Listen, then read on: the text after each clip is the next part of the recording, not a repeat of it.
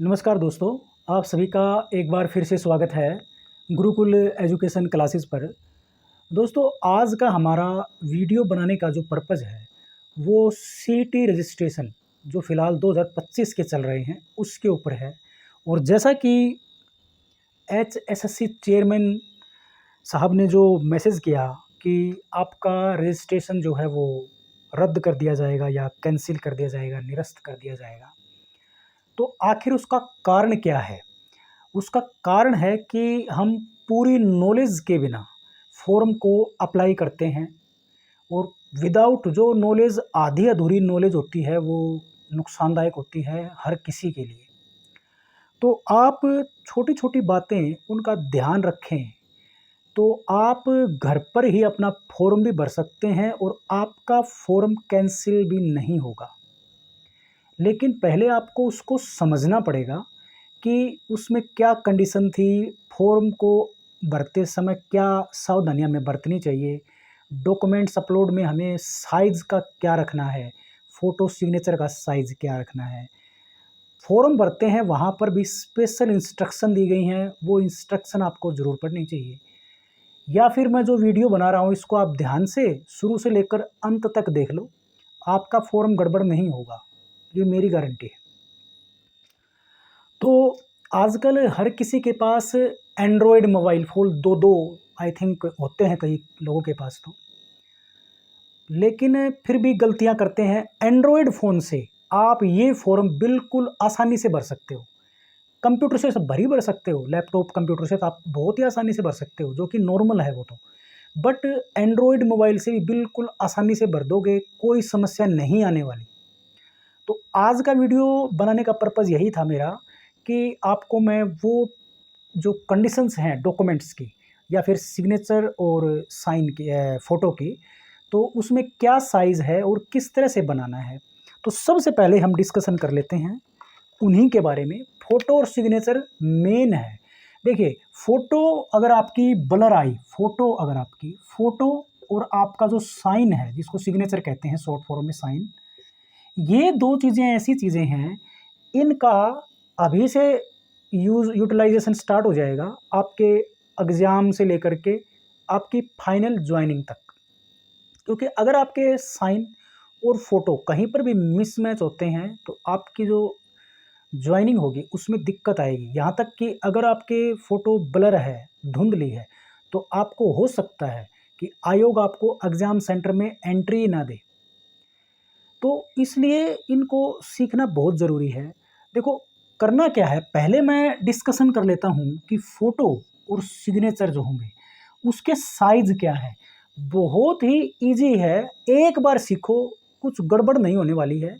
कि जैसा कि आयोग के जो चेयरमैन साहब हैं, उन्होंने मैसेज किया हुआ स्पेशल फेसबुक पर कि फ़ोटो जो है ब्लर हो या धुंधली हो, जैसे दूसरी भाषा में हम धुंधली कह सकते हैं। या फिर कई जो कैंडिडेट थे उन लोगों ने पूरा का पूरा पेज, जैसे हम फ़ोटो स्कैनर पे रख के स्कैन करते हैं तो पूरा पेज स्कैन होके आता है। बाद में उसको ना रिसाइज़ किया जाता है, क्रॉप किया जाता है उसको। तो वो करने के बजाय वो पूरा पेज ही उसमें जो है अपलोड कर रहे हैं। सिग्नेचर भी की कंडीशन भी यही बता रहे हैं। रेज़िडेंस की जगह पे जैसे आधार कार्ड की जगह पे कोई और डॉक्यूमेंट। तो ये जो है ऐसी छोटी-छोटी गलतियाँ आपको नहीं करनी हैं।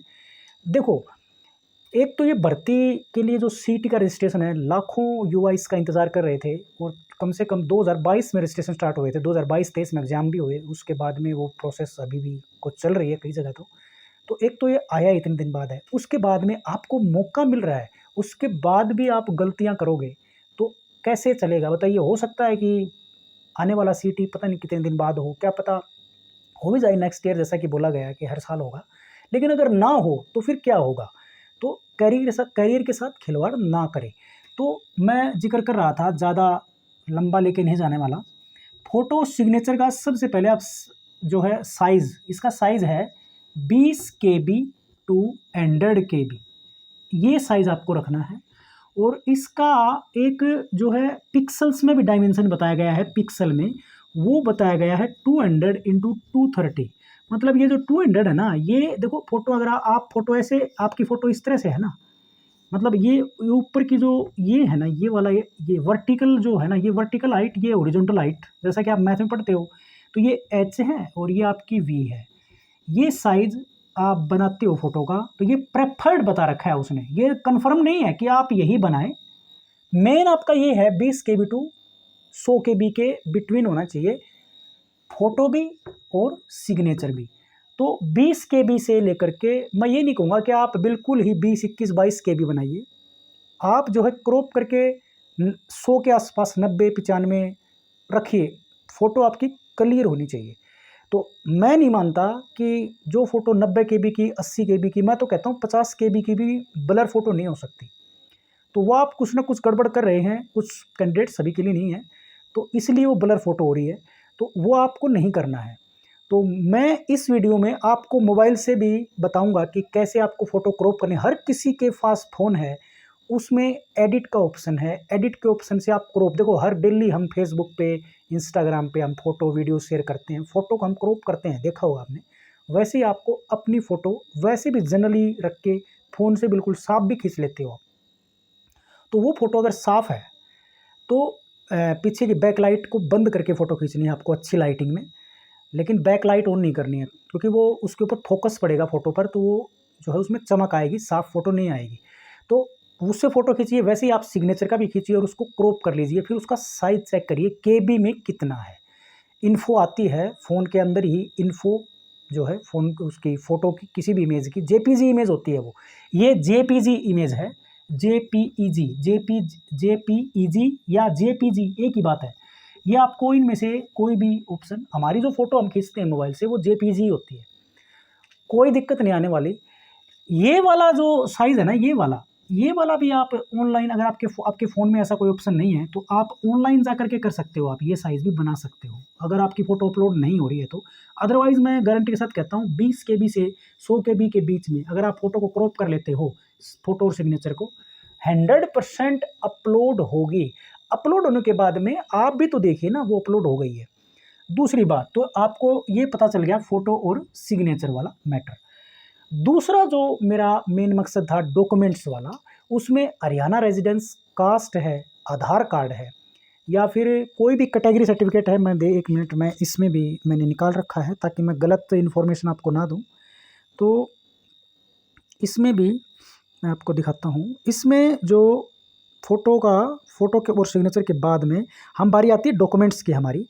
तो डॉक्यूमेंट्स में अच्छा, एक इसमें ना फ़ोटो का जो बैकग्राउंड है वो वाइट रखना है या फिर लाइट कलर लाइटिंग, मतलब ज़्यादा डीप कलर में नहीं रखना है, तो लाइट कलर्ड बैकग्राउंड रखना है आपको। और फ़ोटो के आप जो जब फ़ोटो खिंचवाते हो किसी स्टूडियो में जा कर के, या फिर खुद आजकल तो मोबाइल से ही खींचते हैं हर कोई फ़ोटो, तो उसमें कैप लगी नहीं होनी चाहिए, सन ग्लासेस लगे हुए नहीं होने चाहिए, सेल्फी टाइप आपकी फ़ोटो नहीं होनी चाहिए, जैसे हम कई बार खड़े होकर टेढ़े होकर के फ़ोटो खींच रहे हैं, नहीं, आपको बिल्कुल सिंपल तरीके से सीधे खड़े होकर के फ़ोटो खिंचवानी है और उसका जो है क्रॉप करना है उसको।